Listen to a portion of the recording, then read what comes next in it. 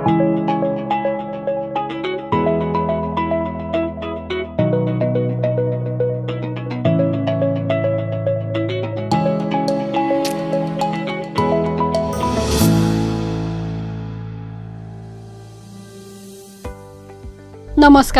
कार्यक्रममा यहाँहरूलाई हार्दिक स्वागत छ। म कार्यक्रम प्रस्तुता कल्पना नेउपाने। राज्य टेलिभिजनबाट हरेक हप्ता यसै समयमा प्रसारण हुने गर्दछ कार्यक्रम शैक्षिक सेरोफेरो। र आज हामी कार्यक्रमको पहिलो श्रृङ्खलामा छौँ। हामीलाई फेसबुक तथा मोबाइलको प्ले स्टोरमा गएर राज्य टिभी एप डाउनलोड गरेर पनि हेर्न सक्नुहुनेछ। दर्शक महानुभाव, हाम्रो समाजमा जब एक बालक बढेर तोते तोते बोल्न थाल्छ तब ABCD र क ख ग घ पढ्न सिकाइन्छ अनि हिँड्न सक्ने भएपछि विद्यालय पठाइन्छ। विद्यालय गइसकेपछि एक बालक विद्यार्थीमा चिनिन्छ र अभिभावकले सम्पूर्ण उसको भविष्य विद्यालयको चौघेराभित्र देखेका हुन्छन्। विद्यालयको चौघेराभित्र रहेर दिइने औपचारिक शिक्षालाई मात्र शिक्षा भनिन्छ भन्ने एउटा संकुचित परिभाषा मात्र हो, जबकि मृत्यु पर्यन्त गरिने सम्पूर्ण अनुभवलाई नै शिक्षाको व्यापक अर्थका रूपमा लिन सकिन्छ। अहिले पूर्ण महामारीको अवस्था छ। सम्पूर्ण शैक्षिक संस्थाहरू भौतिक रूपमा बन्द रहेका छन्। भौतिक उपस्थितिमा विभिन्न शिक्षाहरू दिन सकिएको छैन। यो अवस्थामा हामीले आफ्नो बालबालिकाहरूको उज्जवल भविष्य देखेर पठाइएका सामुदायिक तथा निजी विद्यालयहरूले के कसरी विद्यालयलाई सञ्चालन गरिरहेका छन्, विद्यार्थीहरू विद्यालयमा कसरी खुसीका साथ ज्ञान आर्जन गरिरहेका छन्, विद्यालयका गतिविधि, विद्यार्थी अभिभावकका विचार, शिक्षक प्रधानाध्यापक शिक्षा विज्ञहरूका विचार, समसामयिक विषयवस्तु र कुराकानीहरू समेटेर तयार पारिएको कार्यक्रम हो शैक्षिक सेरोफेरो। कार्यक्रम शैक्षिक सेरोफेरोमा विद्यार्थी अभिभावक शिक्षकहरूको गुनासो तथा विद्यार्थीहरूको प्रतिभालाई समेत प्रस्तुत गर्ने गर्दछौँ। आउनुहोस् कार्यक्रमको सुरुवात गरौँ यो साता समग्र नेपाल तथा रूपन्देही क्षेत्रमा भएका शैक्षिक गतिविधिहरूबाट। चीनको वुहानबाट देखिएको कोभिड-19 कोरोना भाइरसका कारण संसारभर पहिलो भेरिएन्टकै अवधिमा 1.30 करोड भन्दा बढी विद्यार्थी प्रभावित हुने गरी शैक्षिक संस्थाहरू बन्द गरिएको थियो। लगत्तै दोस्रो भेरिएन्ट 2077 सालमा देखा परेपछि पुनः विद्यालयहरू बन्द अवस्थामा रहेका छन्। अहिले पनि नेपालमा कोरोनाको अवस्था लकडाउनको समयमा कमी आए पनि लकडाउन खुकुलो भएसँगै उकालो लाग्दो छ। तर पनि विभिन्न विद्यालयहरूले वैकल्पिक शिक्षा प्रणालीद्वारा नयाँ शैक्षिक सत्र 2078 को सुरुवात पनि गरिसकेका छन् भने यस वर्षको SEE परीक्षा पनि विगतको वर्षमा झैं आन्तरिक मूल्याङ्कन विधि मार्फत नै तय गरियो। विद्यालयले आन्तरिक मूल्याङ्कन पठाई NEB ले प्रमाणीकरण गरेर प्रमाणपत्र प्रदान गर्न निर्देशन दिने गरी परीक्षा सम्बन्धी अन्यलतालाई हल गरेको छ।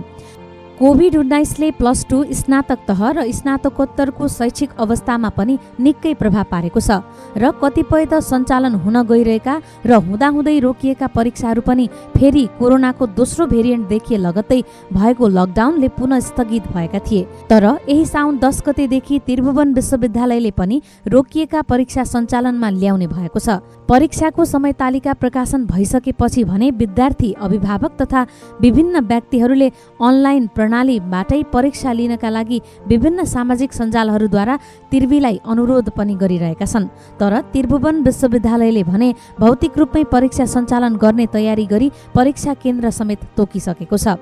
देश नै कोरोनाको विषम परिस्थितिमा गुज्रिरहेको अवस्थामा पनि लुम्बिनी प्रदेशको रूपन्देही क्षेत्रमा रहेका लगभग धेरैजसो विद्यालयहरूले भर्चुअल माध्यमबाट नै नयाँ शैक्षिक सत्र 2078 को लागि भर्ना खोली कक्षाहरू सञ्चालन गरिरहेका छन्।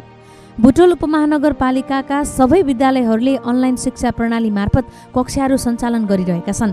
असार 20 गतेदेखि विद्यालय सञ्चालन गर्ने गरी असार 1 गतेदेखि भर्ना कार्यक्रम सञ्चालन गरिएको बुटोल उपमहानगरपालिकाले जानकारी दिएको छ। तर पनि भौतिक कक्षाहरू जस्तो प्रभावकारी अनलाइन कक्षा बन्न नसकेको शिक्षक विद्यार्थी तथा अभिभावकहरूको गुनासो हामीले पाइरहेका छौँ।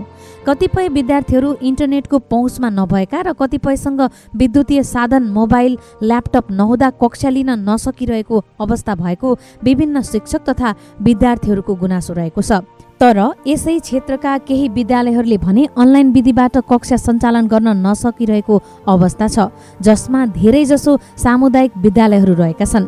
सामुदायिक विद्यालय अन्तर्गत रूपन्देहीको बुटुल्प महानगरपालिकामा अवस्थित कान्ति माध्यमिक विद्यालय, जुन लुम्बिनी शिक्षा तथा सामाजिक विकास मन्त्रालय, शिक्षा तथा सामाजिक विकास निर्देशनालय, सामाजिक विकास डिभिजन कार्यालय रूपन्देहीले उत्कृष्ट विद्यालयको रूपमा छनौट गरी पुरस्कृत गरेको थियो। उक्त विद्यालयले पनि भर्चुअल माध्यमबाट नै कक्षाहरू सञ्चालन गरिसकेको छ। त्यसैगरी संस्थागत विद्यालयहरूमध्ये रूपन्देहीको तिलोत्तमा नगरपालिकामा रहेको बुटोल पब्लिक इङ्ग्लिस बोर्डिङ स्कुलले विद्यार्थीहरूको चाप बढेको र भर्ना बन्द गरिसकेको र नयाँ कक्षाहरू सञ्चालन गरिसकेको छ। यता पर्सहबामा रहेको केपिएम एजुकेसन इङ्ग्लिस बोर्डिङ स्कुलले भर्ना आवेदन खुलाइरहेको र साथसाथै भर्चुअल माध्यमबाट नै कक्षाहरू सञ्चालन गरिसकेको छ। यस विद्यालयले नयाँ शैक्षिक सत्रमा पढाइने पाठ्यक्रमका किताबहरू विद्यार्थीको घर दैलोमा नै पुर्याइरहेको छ। कोरोना भाइरसका कारण जताततै बाहिर निस्कन नसकिने अवस्थाका कारण विद्यार्थीहरूको सहजताका लागि किताब घर घरमा नै पुर्याउने व्यवस्था मिलाएको हो। यसैगरी अन्य विभिन्न विद्यालयहरूले पनि वर्तमान परिस्थितिलाई मध्यनजर गरी विद्यार्थी र सिकाइको ग्याप लम्बिन नदिनका लागि वैकल्पिक माध्यमबाट नै कक्षाहरू सञ्चालन गरिरहेका छन्। अब भने कार्यक्रम शैक्षिक सेरोफेरोमा लागौं विभिन्न शिक्षा सम्बन्धित व्यक्तिहरूसँग गरिएको कुराकानीतर्फ। हजुर, अहिलेको रूपन्देही क्षेत्रमा शिक्षाको गतिविधि के कस्तो छ हजुर? यति बेला यो विद्यार्थी भर्नाको कार्यक्रम चलिरहेको छ। खास गरी कक्षा नर्सरीदेखि 10सम्मको विद्यार्थीको भर्ना अभियान चलेको छ। नेपाल सरकारले असार 1 गतेदेखि असार 15 गतेसम्म प्रथम चरणको भर्ना अभियान सञ्चालन गर्ने र त्यसपछि विद्यालयमा भर्ना हुन नआएका विद्यार्थीहरूलाई फेरि भर्ना गर्ने कार्यक्रम छ। रूपन्देहीभित्रका सम्पूर्ण विद्यार्थीहरूमा विद्यार्थी चाप एकनासको देखिँदैन। केही नाम चलेका सामुदायिक विद्यालयहरूमा विद्यार्थी चाप अत्यधिक रहेको छ भने केहीमा चाहिँ विद्यार्थी चाप एकदमै न्यून पनि देखिएको छ। हुन त अलि पछिल्लो आवरमा चाहिँ धेरै सामुदायिक विद्यालयहरूमा शिक्षक साथीहरूले अत्यन्तै मेहनत गर्नुभएको छ। शिक्षण सिकाइका सुधारका कार्यक्रमहरू अगाडि सारिएको छ। तर पनि अब धेरै अभिभावकहरूको चाहना चाहिँ अङ्ग्रेजी माध्यमतिर अलिकति आकर्षण बढी भएको, त्यहाँको गुणस्तरको सुधार चाहिँ राम्रो भएको विद्यालयमा आफ्ना छोराछोरीलाई भर्ना गराउने कारणले गर्दाखेरि केहीमा चाहिँ अलिक कम देखिन्छ। पछिल्ला 2-4 वर्ष यता बुटोलमा पनि थुप्रै विद्यालयहरूले राम्रो गुणस्तरमा शिक्षा प्रदान गरिरहेको र विद्यार्थीहरू अब्बल रूपमा प्रतिस्पर्धामा आउन सक्ने कारणले गर्दाखेरि बाहिर जाने सङ्ख्या चाहिँ अहिले निकै घटेको देखिएको छ। यद्यपि केही थोरै प्रतिशत मात्रै त्यो होला। अहिले हामीले चाहिँ विद्यार्थीलाई भाइ बहिनीहरूले प्राप्त गर्ने नतिजाका आधारमा पर्याप्त सुविधाहरू प्रदान गर्छौँ। हामीले मन्थली टेस्ट लिएर पनि अब अब्बल साबित हुने विद्यार्थीहरूलाई पुरस्कृत गर्छौँ। त्यस्तै अतिरिक्त क्रियाकलापहरूमा पनि हामीले क्रियाकलापहरू सञ्चालन गर्ने र पुरस्कृत गर्ने गर्छौँ। र अब थुप्रै अभिभावकज्यूहरूले आफ्ना समस्याहरू राख्नुहुन्छ। अति विपन्न वर्गदेखि लिएर अब माथिल्लो वर्गसम्मको अभिभावकज्यूहरू हुनुहुन्छ। हामीले सक्ने अभिभावकलाई सहयोग गर्नुहोस् भनेर अनुरोध गर्छौँ। नसक्ने अभिभावकहरूलाई विद्यालयले सहयोग गर्छ, भाइ बहिनीहरूलाई पढाउनुहुन्छ उहाँहरूले। हामीले यसरी विभिन्न छात्रवृत्तिहरू दिएर पुरस्कृत गरेर र उहाँहरूले अब विद्यालयले भनौँ न बुझाउनु पर्ने सहयोगमा पनि हामी कमी गराएर उहाँहरूलाई सेवा सुविधा प्रदान गरेका छौँ। थुप्रै महानुभावहरू जसले कान्ति माध्यमिक विद्यालयबाट एसएलसी एससी उत्तीर्ण गर्नुभयो अथवा 11-12 उत्तीर्ण गरेर माथिल्लो शिक्षा अध्ययन गर्नुभयो, उहाँहरू विभिन्न क्षेत्रमा सामाजिक जीवनका विभिन्न क्षेत्रमा मेडिकल सेक्टरमा हुनुहुन्छ, इन्जिनियरिङ सेक्टरमा हुनुहुन्छ, वकिल, पत्रकारहरू, अब सामाजिक अभियन्ता, नेताहरू थुप्रै हुनुहुन्छ। अघिल्लो लकडाउनमा अब यो अलिकति नयाँ थियो सबैको लागि, हामीलाई केही कठिनाइहरू परे। यद्यपि हामीले शिक्षक साथीहरूलाई आइसिटी सम्बन्धी तालिम दियौँ। अब उहाँहरू विषयगत रूपमा अन्तर्क्रियाहरू गऱ्यौँ र हामीले अनलाइन क्लास सञ्चालन गऱ्यौँ। त्यसमा जोडिनको लागि अब विद्यार्थी भाइ बहिनीहरू अभिभावकहरूलाई पनि हामीले प्रशिक्षण गऱ्यौँ। यद्यपि त्यसमा सबै विद्यार्थी भाइ बहिनीहरूलाई जोड्न सकिएन। मोटामोटी हामी 65-70% जति भाइ बहिनीहरूलाई त्यसमा जोडेर कक्षा सञ्चालन गरियो र जोडिन नसक्ने विद्यार्थी भाइ बहिनीहरूको लागि पनि हामीले मेसेन्जरमा हुन्छ कि टेलिफोनमा सम्पर्क गरेर हुन्छ कि अथवा उहाँहरूलाई सानो सानो समूहमा विद्यालयमा बोलाएर हुन्छ कि त्यसरी शिक्षण सिकाइ क्रियाकलाप सञ्चालन गऱ्यौँ भने यो अहिले यो वर्षको अनलाइन क्लासमा अभिभावकज्यूहरूले विद्यार्थी भाइ बहिनीहरूले पनि कुराहरू बुझ्दै जानुभयो। त्यसले गर्दा हामीलाई निकै सजिलो भयो। शिक्षक साथीहरूलाई पनि थप गर्नु परेन। हामीले सामान्य रूपमा उहाँहरूलाई पुनर्ताजगी मात्रै गराइ पुग्यो र धेरै अभिभावकज्यूहरूले पनि विद्यार्थी भाइ बहिनीहरूलाई जुम क्लासमा जोड्ने प्रयास गर्नुभयो, जसले गर्दा हामीले स्मुथली अनलाइन क्लासहरू सञ्चालन गऱ्यौँ, विद्यार्थी मूल्याङ्कन गऱ्यौँ, अभिभावक भेला परामर्श पनि गऱ्यौँ। विषयगत रूपमा हाम्रा शिक्षण सिकाइ क्रियाकलाप पनि हामीले शिक्षक साथीहरू बिचमा छलफलमा ल्यायौँ र विद्यार्थी मूल्याङ्कन समेत हामीले अब त्यो अनलाइन माध्यमबाट परीक्षा लिएर सम्पन्न गऱ्यौँ र रिजल्ट पनि प्रकाशन गऱ्यौँ। यो वर्ष चाहिँ हामीलाई निकै सजिलो महसुस गरियो र पनि अब त्यसमा पनि हाम्रा अब अवस्थाहरू विद्युतको अवस्था, नेटको अवस्थाले गर्दा सबै भाइ बहिनीहरूलाई जोड्न सकिएन र जोड्न नसकेका भाइ बहिनीहरूलाई पनि कसरी उहाँहरूलाई जोडेर त्यसमा पठन पाठनमा सक्रिय गराउन सकिन्छ भन्नेतर्फ हामीले धेरै प्रयासहरू गरिरहेका छौँ।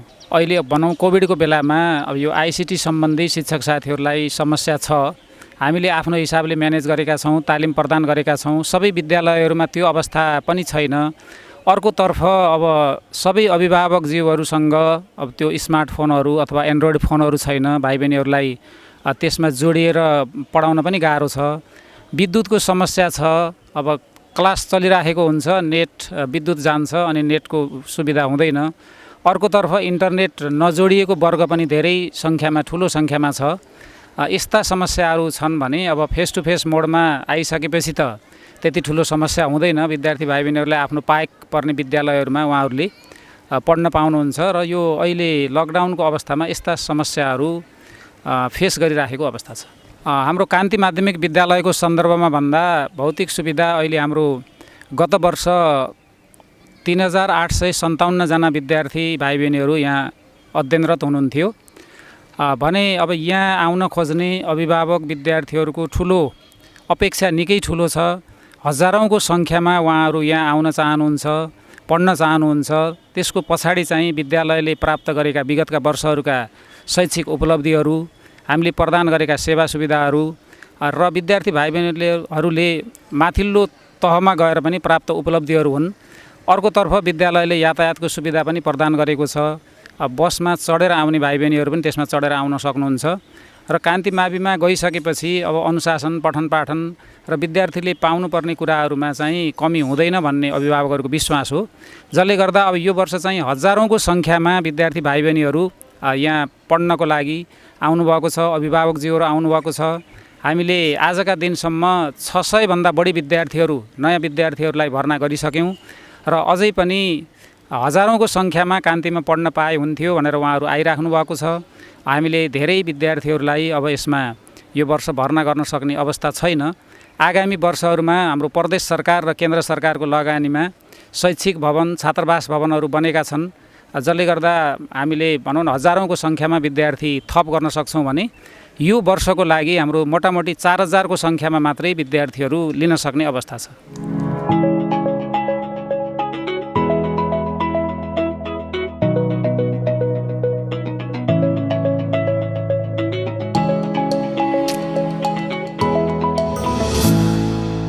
विगत 2 वर्षदेखि समग्र रूपन्देही, समग्र नेपाली संस्थागत विद्यालयहरू कठिन अवस्थामा गुज्रिरहेको छ र अभिभावकज्यूहरूको पनि आर्थिक आय कमजोर भएको हुनाले अहिले संस्थागत विद्यालय बहुतै अप्ठ्यारोमा परिरहेका छन् र समग्रमा डेटा हेर्दा करिब 2 लाख विद्यार्थीहरू संस्थागत विद्यालयबाट सरकारी विद्यालय गए भन्ने समाचार पनि आइरहेछन् र हामी अहिले अभिभावकहरूलाई हेर्दाखेरि पनि आय स्रोत कम भएको हुनाले अनि ठिक छ, जहाँ त पढ्न सक्नुहुन्छ त्यहाँ लिएर जानुहोस् भनेर भनिरहेका छौँ र समग्रमा प्राइभेट स्कुललाई अहिले गाह्रो भइरहेको छ।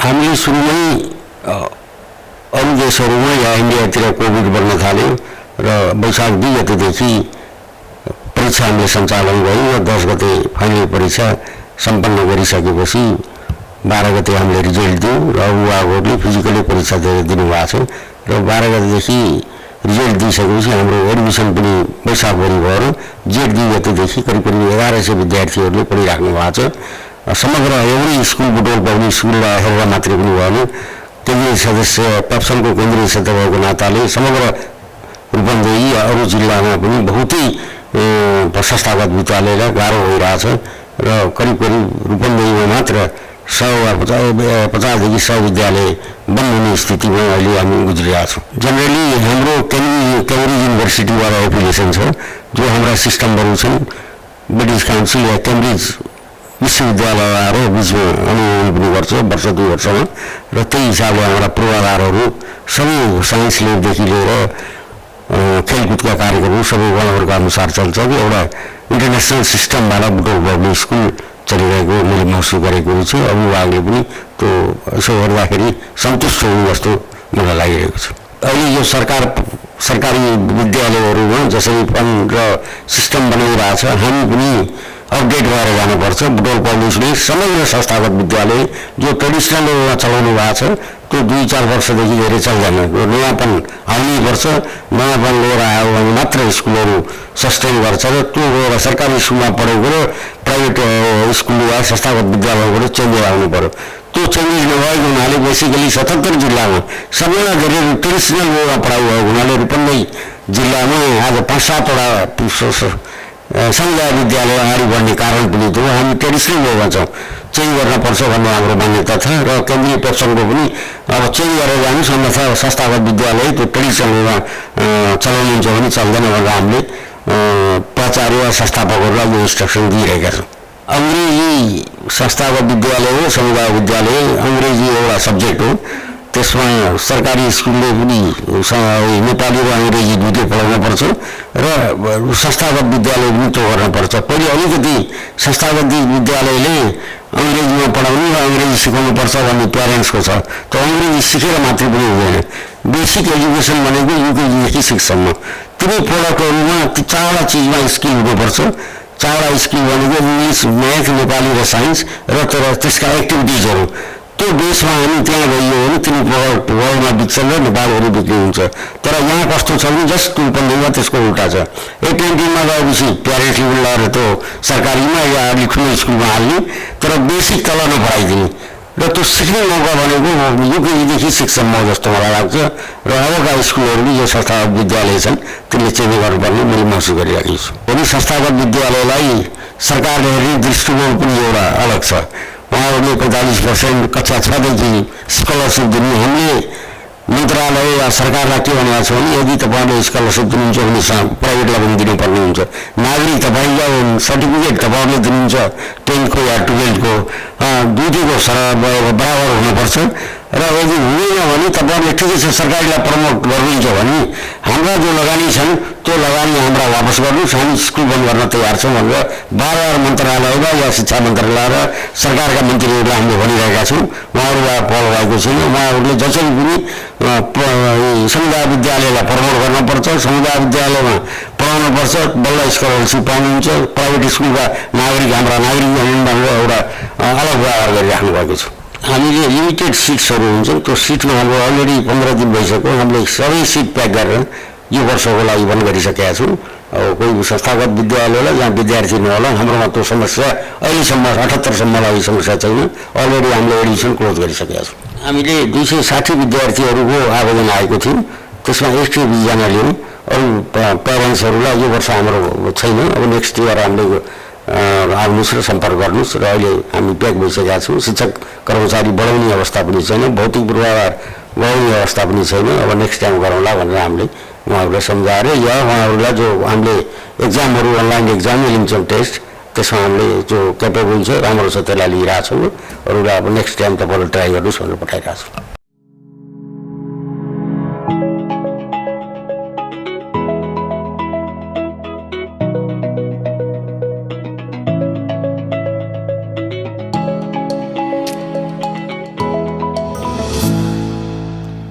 Rupande area, the education is going on a 50-50 ratio.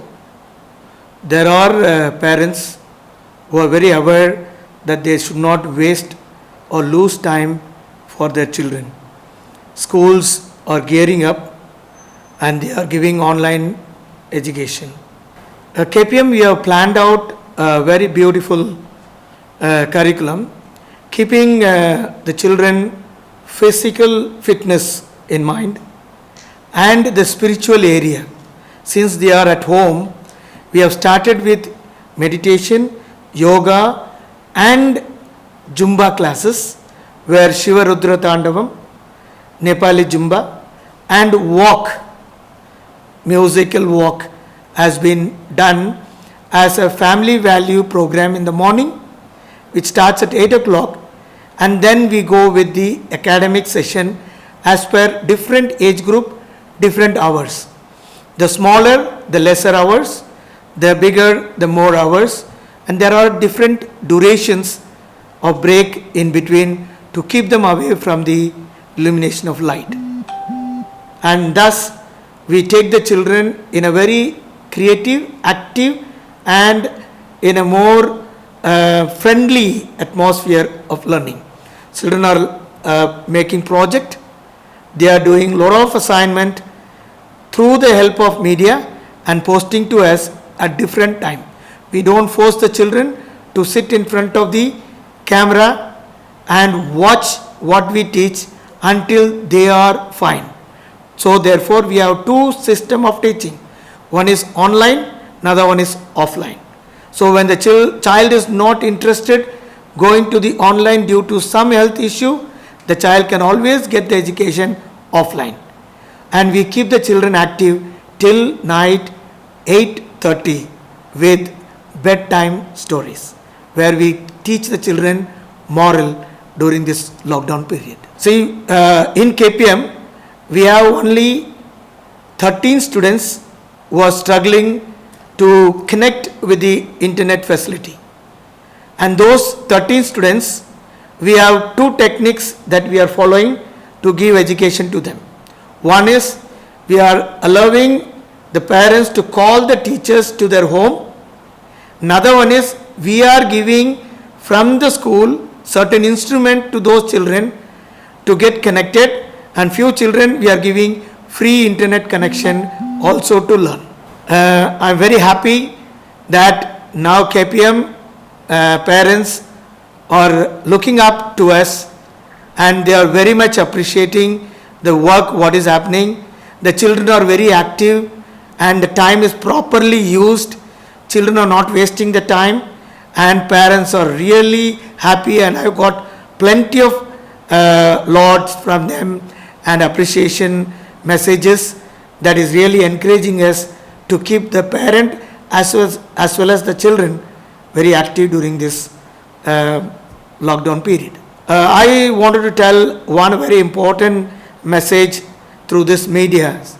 Time once lost will never come back again. Whether you are able to learn 1%, 10% or 100%, you should not hesitate. You should go on learning, whatever may be the percent. At the same time, I would like to ask the parents, don't expect too much from your children, but expect the genuine strength to come out from your child. Support them during the difficult time, and we are here to support you. So we are going to give complete support to your children, and you need not to worry. So lockdown period is only to find a new solution towards learning process and not stopping the learning. So let us learn together. यति बेला भने हामी कार्यक्रमको लगभग अन्त्यतिर आइपुगेका छौं। विद्यार्थी भाइ बहिनीहरू, तपाईहरू हाम्रो कार्यक्रम मार्फत आफ्नो प्रतिभा प्रस्तुत गर्न चाहनुहुन्छ भने बनाएर हामीलाई राज्य टेलिभिजनको इमेल मार्फत पठाउन सक्नुहुनेछ। हाम्रो इमेल ठेगाना हो rajyatelevison@gmail.com। हवस् त, कार्यक्रमको यो श्रृङ्खला आजलाई यति नै। अर्को साता यसै समयमा नयाँ विषयवस्तुका साथ पुनः उपस्थित हुनेछौँ। कार्यक्रमको लागि क्यामेरामा साथ दिने घनश्याम सुवेदीलाई धन्यवाद दिँदै म कार्यक्रम प्रस्तुता कल्पना नेउपाने पनि बिदा चाहन्छु। हेर्दै गर्नुहोला राज्य टेलिभिजन। नमस्कार।